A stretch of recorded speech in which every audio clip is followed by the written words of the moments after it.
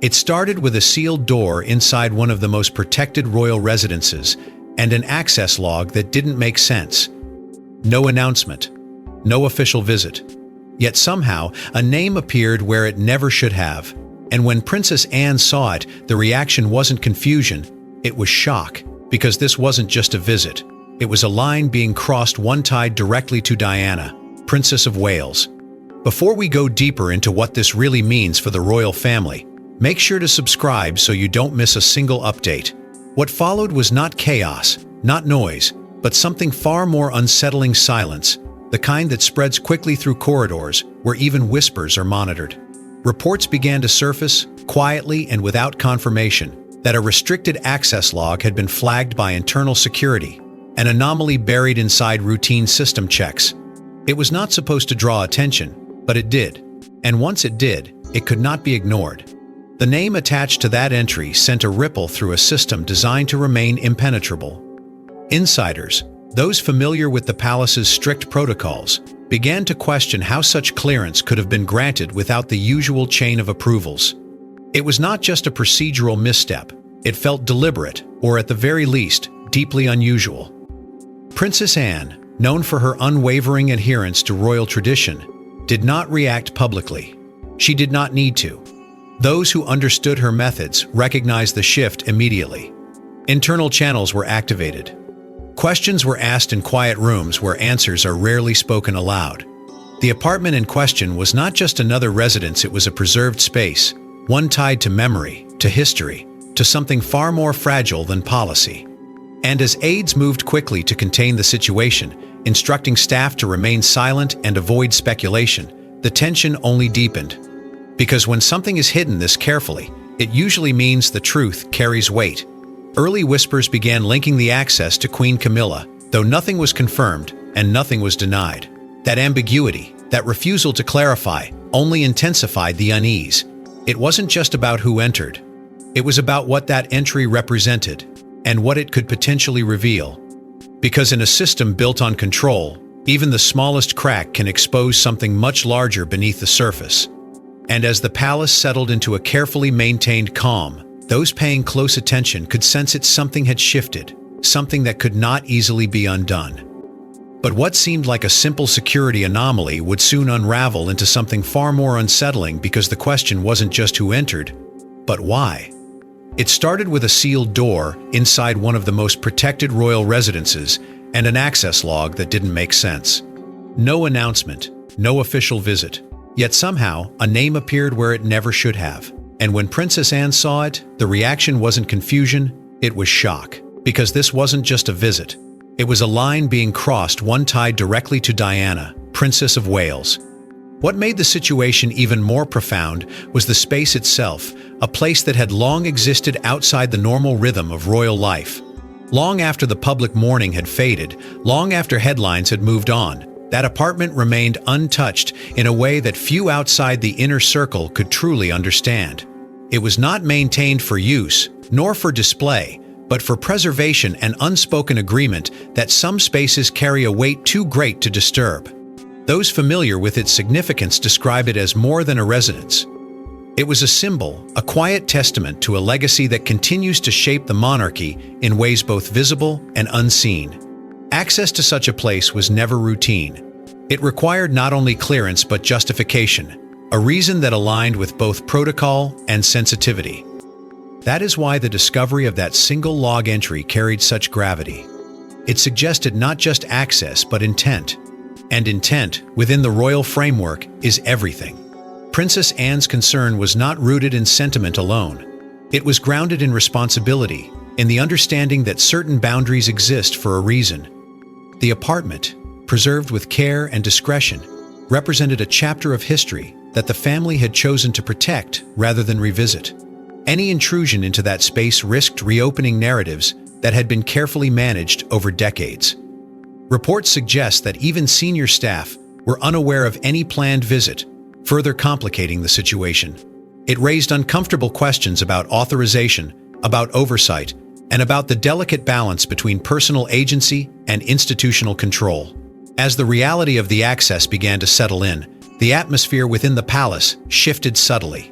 Conversations became more guarded, movements more deliberate. Because when a space like that is entered without clear explanation, it is never just about the act itself.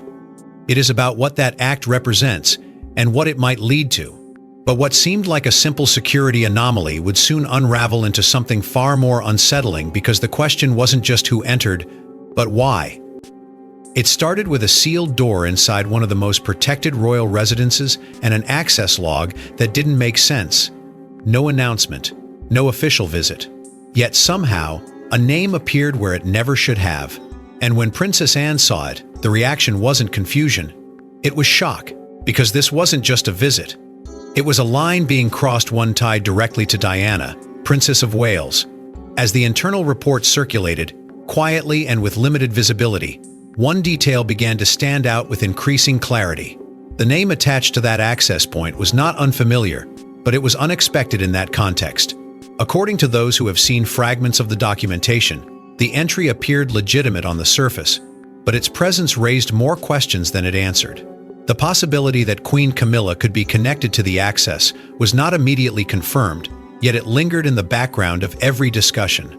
Palace insiders, speaking cautiously and often indirectly, suggested that the timing of the visit was particularly unusual. It did not align with any scheduled engagements, nor did it correspond with any known administrative need. That discrepancy alone was enough to trigger concern among those responsible for maintaining the integrity of restricted royal spaces. Some interpreted the situation as a simple clerical error, a misattributed log, or a technical oversight. Others were less convinced, pointing to the precision with which access to such locations is typically controlled. In a system where every movement is recorded and reviewed, anomalies are rare, and when they do occur, they are rarely dismissed. The palace, true to form, moved quickly to prevent the situation from escalating publicly. Communication was limited. Discussions were confined to a small circle. And yet, despite these efforts, the sense of unease continued to grow. Because even without confirmation, the implications were significant. If the access was intentional, it raised questions about motive. If it was not, it raised questions about control. Either way, the situation demanded attention. Princess Anne, fully aware of the potential consequences, did not rush to judgment. Instead, she focused on understanding the facts, on tracing the sequence of events that led to that single troubling entry. Because in a matter like this, clarity is not just important, it is essential. But what seemed like a simple security anomaly would soon unravel into something far more unsettling, because the question wasn't just who entered, but why. Long after the world said goodbye to Diana, Princess of Wales, one place remained untouched, preserved not as a residence, but as a memory sealed in silence. Few were allowed inside. Fewer still understood its significance. And now, that sacred space had been disturbed. It existed beyond routine, beyond ceremony, beyond the shifting priorities of a modern monarchy trying to balance tradition with survival. This was not a room that belonged to the present. It belonged to something unresolved, something that lingered in the emotional architecture of the royal family long after public grief had faded. Reports suggest that the apartment had been maintained with an almost reverent discipline, not for use, but for preservation, as if time itself had been carefully paused within its walls. Every item inside carried meaning, not monetary value, not institutional relevance, but something far more difficult to define: memory, identity, a connection to a chapter that continues to shape the monarchy in quiet but undeniable ways. Insiders whisper that access to this space was governed by protocols stricter than most operational areas within the royal residences. Clearance was not just a matter of authority, it required sensitivity, awareness, and above all, justification. Because this was not a place that could be entered casually. It demanded respect, and that respect had been honored consistently for years. Various interpretations of internal procedures describe layers of approval, security confirmations, and deliberate restraint, all designed to ensure that the sanctity of the space remained intact. And yet, despite those measures, the silence that had defined it for so long was broken. Those familiar with the palace's internal rhythm began to sense the shift almost immediately. It was not announced, it was not acknowledged, but it was felt. Because when a space like this is disturbed, it sends a signal that something has changed, even if no one is willing to say it out loud. Princess Anne, widely regarded as one of the most steadfast guardians of royal tradition, was known to hold particular concern for places like this, locations where legacy is not just remembered, but protected.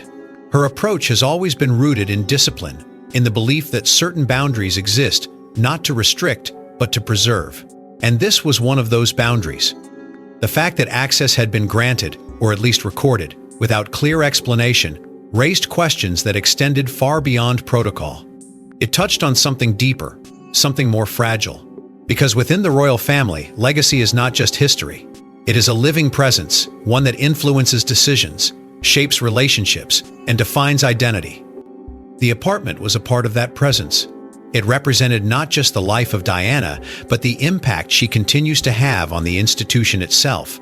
And any disruption to that space, no matter how small, carried consequences that could not be easily measured. It was not just about what had been done, but what it might mean. The preservation of that apartment had always been a quiet agreement, an understanding that some things are better left undisturbed. And now, that understanding had been challenged. Palace administrative streams, ranging from security reviews to internal briefings, began to tighten subtly, as if the system itself was responding to something it could not fully articulate. There was no public reaction, no visible acknowledgement, but beneath the surface, the weight of the situation was undeniable. Because when silence like that is broken, it does not simply return to what it was before. It changes. It lingers. It reshapes the space it once defined. And as those within the palace continued to navigate the implications, one truth became increasingly clear: this was never just about a room. It was about what that room represented, and what it meant to disturb it. So when that silence was broken, it wasn't just protocol that had been violated, it was something far deeper. The name wasn't supposed to be there. Not on that list. Not tied to that door. And yet, as the report circulated quietly among senior staff, one detail became impossible to ignore because all signs pointed toward Queen Camilla. It did not arrive with confirmation or clarity. It arrived as a detail buried inside a document few were meant to examine closely, an entry that on its own could have been dismissed, but within that context became impossible to overlook. Reports suggest the internal record appeared routine at first glance. Formatted like any other log, processed like any other entry, yet something about it refused to settle into normalcy. Those familiar with the palace's layered systems began to question not just the presence of the name, but the pathway that allowed it to appear there in the first place. Because access to that space was never accidental. It was deliberate, structured, and tightly controlled. Insiders whisper that even minor deviations from protocol are typically flagged and reviewed, which is why this particular anomaly carried a weight that extended beyond procedure. It raised questions that could not be easily contained.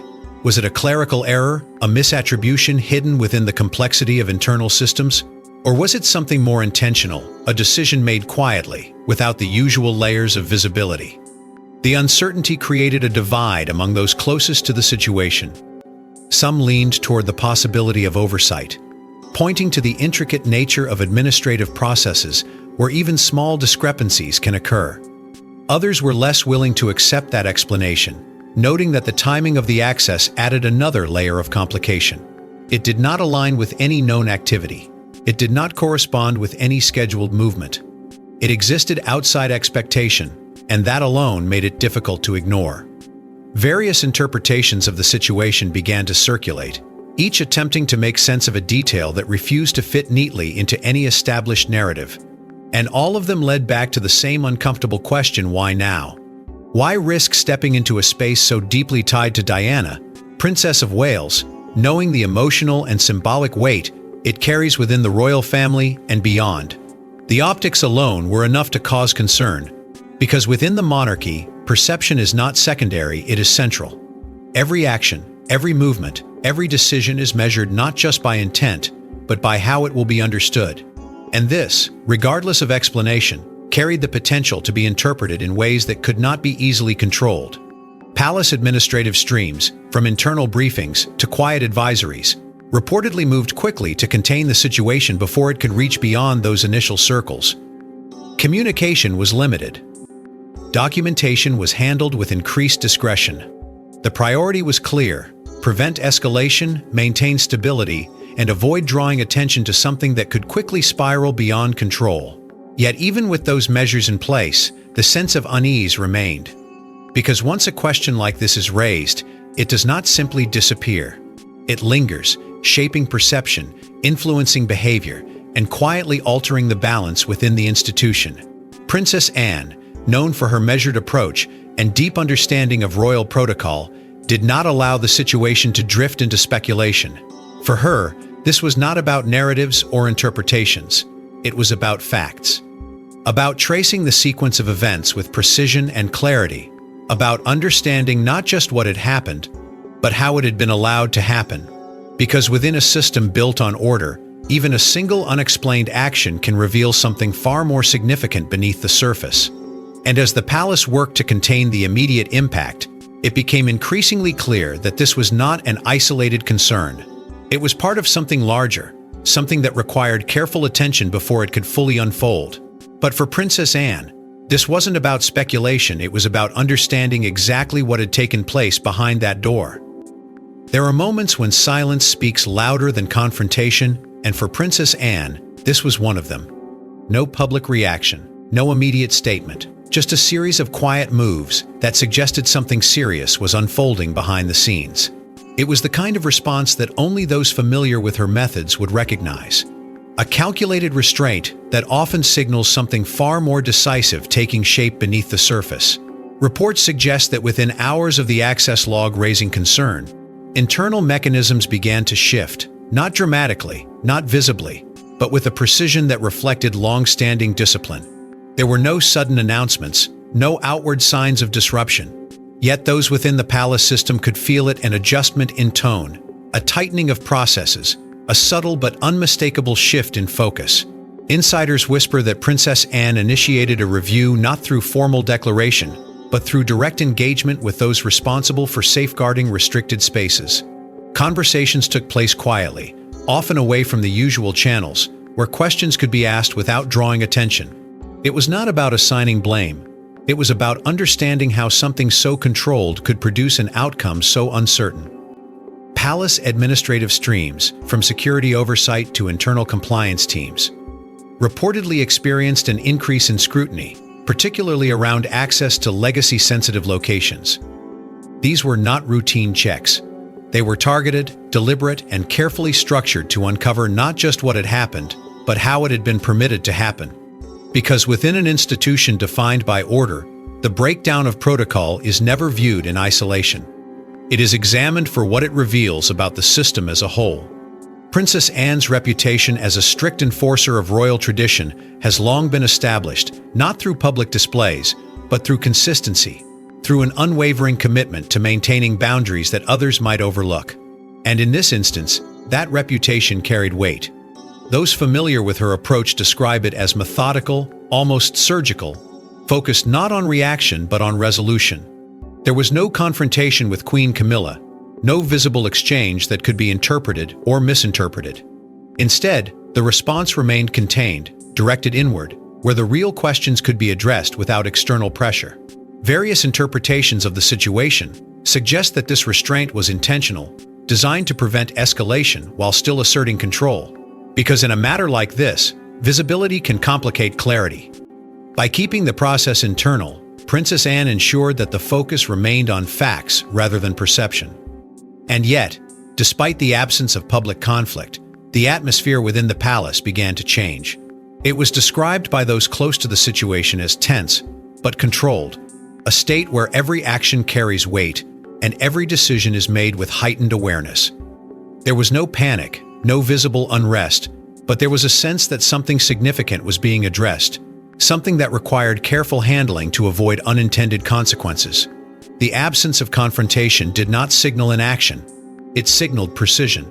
Because when silence is used this deliberately, it becomes a tool, a way of navigating complexity without adding to it. And as these internal processes continued to unfold, it became increasingly clear that the situation was no longer just about a single event. It was about what that event revealed, and what it might lead to if left unexamined. The focus was shifting, gradually but unmistakably, from the specifics of the access to the broader implications for the institution itself. And as those internal wheels began to turn, the focus shifted from what happened to what it could mean. This was never just about a room. It was about what that room represented: a legacy, a memory, a story that still resonates far beyond palace walls. And any perceived intrusion into that space carried consequences far greater than protocol alone. Because the presence of Diana, Princess of Wales, has never truly faded from the institution she once reshaped. Reports suggest that her influence continues to exist not only in public memory, but within the emotional framework of the royal family itself, where her legacy remains both a point of reverence and a source of unresolved tension. It is not something openly discussed, yet it is always there, shaping decisions, guiding perceptions, and quietly influencing how certain boundaries are maintained. The apartment, preserved with such care, became more than a private space. It evolved into a symbol, a reflection of a moment in history that refuses to be fully closed. Insiders whisper that the sensitivity surrounding it is understood at every level of the palace structure, from senior figures to those tasked with maintaining its security. It is treated not as a location, but as a responsibility, one that requires awareness of both its emotional weight and its public significance. Because beyond the palace, beyond the internal dynamics, there is an audience that continues to hold Diana's story close, interpreting every development through the lens of her legacy. That is why any suggestion of intrusion carries implications that extend far beyond internal concern. Various interpretations of the situation suggest that if details were to emerge publicly, the narrative would not remain contained. It would expand, drawing in questions about respect, about boundaries, and about how the monarchy chooses to honor its past while navigating its present. And that is where the stakes become undeniable. Because within the royal family, history is not just remembered, it is managed, carefully, deliberately, and often quietly. Princess Anne has long been associated with that careful management, known for her commitment to preserving the integrity of royal legacy in a way that prioritizes continuity over convenience.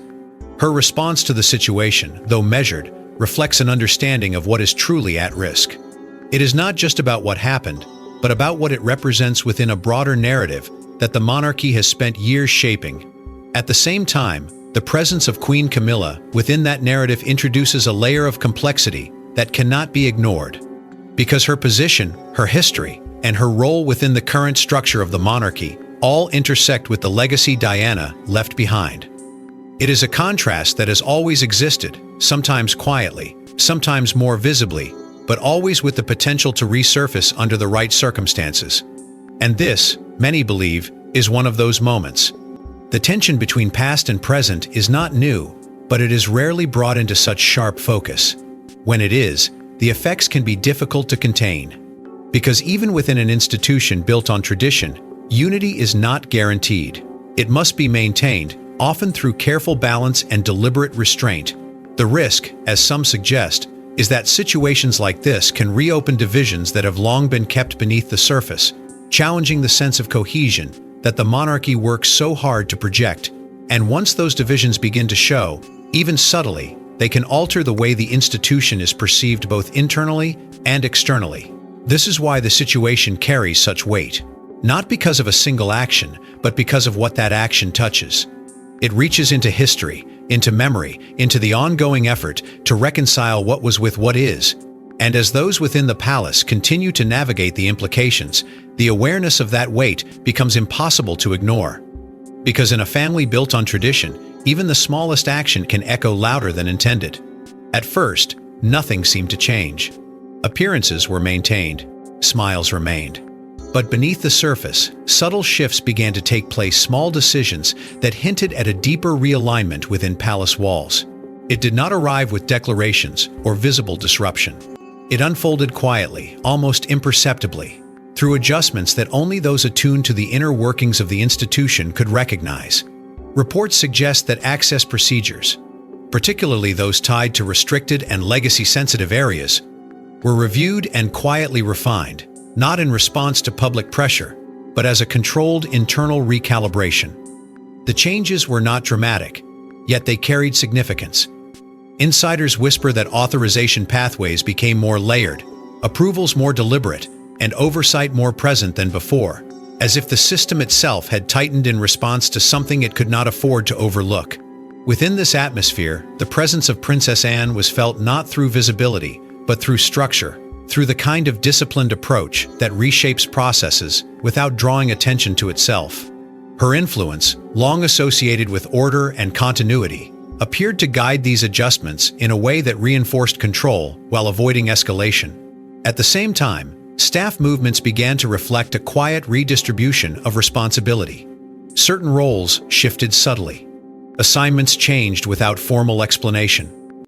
Those familiar with palace operations noted that individuals connected to sensitive areas were either reassigned or placed under closer coordination, a move that suggested a heightened awareness of how information and access were being managed. It was not a reaction, it was a recalibration. And within that recalibration, there was a clear message: nothing would be left to assumption. Communication, too, began to evolve. Conversations that once flowed with ease became more measured, more deliberate, as if every word carried additional weight. Senior circles, already accustomed to discretion, reportedly adopted an even more guarded approach, limiting discussions to essential exchanges and avoiding speculation that could complicate an already delicate situation. Various interpretations of this shift suggest that it was not driven by fear, but by control, by a conscious effort to ensure that the narrative remained contained within the boundaries of those equipped to manage it. The presence of Queen Camilla within this evolving dynamic added another layer of complexity, not through direct confrontation, but through the awareness that her connection to the earlier events remained unresolved in the minds of many. That awareness did not manifest outwardly, yet it influenced the way interactions were navigated, the way decisions were approached, and the way silence was maintained. Because in an environment where perception holds as much power as reality, even unspoken associations can shape behavior. Palace aides, often the first to sense shifts in tone, reportedly described the atmosphere as increasingly uneasy, though not unstable. It was a controlled tension, one that did not disrupt daily function, but altered the rhythm beneath it.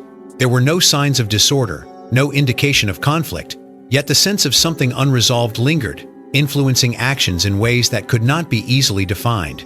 And through it all, the absence of public acknowledgement remained consistent. Nothing was confirmed. Nothing was denied.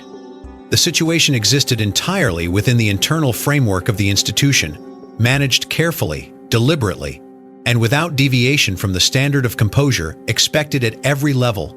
Yet for those within that framework, the changes were undeniable. They could be seen in the way processes adapted, in the way communication narrowed, and in the way attention shifted toward areas that once required little scrutiny. It was not a transformation that announced itself. It was one that revealed itself slowly, through accumulation, through detail, through the quiet realization that something fundamental had been adjusted. And as these subtle shifts continued to take shape, it became increasingly clear that the situation had moved beyond a single moment, evolving into something that would influence the institution moving forward. And while the world remained unaware, those inside the palace knew something had changed. Why now? Why that place? And why risk stepping into a space so deeply tied to one of the most defining figures in modern royal history? These were the questions no one dared ask out loud, but everyone was thinking.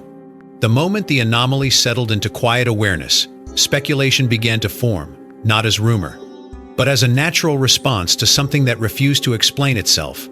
Reports suggest that timing became one of the most discussed elements within private circles, because nothing within the royal system happens without context.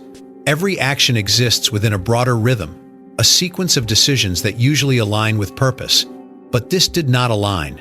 It stood apart, disconnected from expectation, and that disconnection gave rise to unease. Insiders whisper that some interpreted the access as symbolic rather than practical, an act that carried meaning beyond its immediate function. Others were more cautious, suggesting that without clear explanation, intent could not be assumed, only examined through possibility. And those possibilities varied widely. Was it an attempt to revisit something long left untouched, a private decision driven by personal reasoning? Or was it something more procedural, a step taken within a framework not yet fully understood by those observing it? The lack of clarity allowed both interpretations to exist, creating a space where uncertainty could grow without resolution. Within this uncertainty, the presence of Queen Camilla remained central, not because of confirmed involvement, but because of the association itself. In a system where perception carries as much weight as reality, even the suggestion of connection influences how events are interpreted. And that influence extended into the broader dynamics of the royal family, where relationships are shaped not only by action, but by how those actions are perceived. Various interpretations of the situation suggest that the implications reached beyond the immediate moment, touching on deeper questions about balance, about how the monarchy navigates the intersection of past and present. Because the legacy of Diana, Princess of Wales, is not confined to memory. It exists within the ongoing narrative of the institution, influencing how decisions are understood and how boundaries are maintained. Any action that appears to intersect with that legacy carries weight, not just internally, but in the way it might be received externally if brought into public view. And that possibility introduced another layer of complexity. Because if the story were to surface, it would not remain contained within the palace. It would invite interpretation, speculation, and scrutiny from an audience that continues to engage deeply with Diana's legacy. The monarchy, long accustomed to managing its image, would be forced to navigate a narrative shaped not only by facts, but by perception. This is where the delicate balance between privacy and transparency becomes most apparent. Too much silence invites speculation. Too much explanation risks escalation. And in situations like this, finding that balance is rarely straightforward. The lingering uncertainty within the institution reflects that challenge. There is no clear resolution, no definitive explanation that settles the questions being quietly considered. Instead, there is a sustained awareness that something occurred, something that carries meaning even if that meaning remains undefined. And within that awareness, behavior adjusts, decisions become more measured, and the system continues to adapt in ways that are subtle but significant. Because when answers are absent, it is not the event itself that shapes the narrative, it is the space left behind by what has not been said. And that space, filled with interpretation and possibility, can be more powerful than any confirmed detail. Because sometimes, the answers matter less than the silence that follows. In the end, there was no announcement. No clarification, just silence. But in a place where every detail is carefully controlled, silence isn't absence, it's intention. And this silence carried weight. It settled over the palace not as confusion but as a decision. One that reflected a long-standing instinct within the institution to contain, to preserve, to allow certain moments to exist without explanation. Reports suggest that despite the internal awareness of what had occurred, no official statement was ever prepared, no narrative offered to shape public understanding. The situation remained exactly where it began, inside the walls, within the system. Managed quietly and without deviation from the standard of composure that defines the monarchy. Insiders whisper that this absence of acknowledgement was not accidental. It was deliberate, a calculated choice to prevent escalation, to ensure that whatever questions had been raised would remain confined to those equipped to handle them. Because once something enters the public domain, it takes on a life of its own. And in a matter tied so closely to the legacy of Diana, Princess of Wales, the risk of misinterpretation becomes impossible to control. That is why the silence endured. It became the final response, the closing action in a sequence that had never been intended to unfold beyond private awareness. Within that silence, however, the impact did not disappear. It lingered, shaping perception, influencing behavior, and quietly reinforcing the boundaries that had been tested. The presence of Princess Anne throughout this process was not defined by visibility, but by stability. Various interpretations of her role suggest that she functioned as a grounding force, ensuring that the institution did not drift into reaction or disorder. Her approach, measured and unwavering, reflected a deeper understanding of what was at stake, not just in terms of protocol, but in terms of continuity. Because maintaining the integrity of the monarchy often requires restraint, the ability to absorb disruption without allowing it to fracture the whole. At the same time, the absence of resolution left a trace of tension that could not be fully erased. The connection to Queen Camilla, whether confirmed or not, remained part of the unspoken narrative, influencing how the situation was perceived within the palace. It did not erupt into conflict. It did not demand confrontation. But it existed, quietly, as part of the larger dynamic that continues to shape relationships within the royal family. And then there was the legacy itself. Diana's presence, preserved not through statements but through careful protection, remained untouched in the way that mattered most.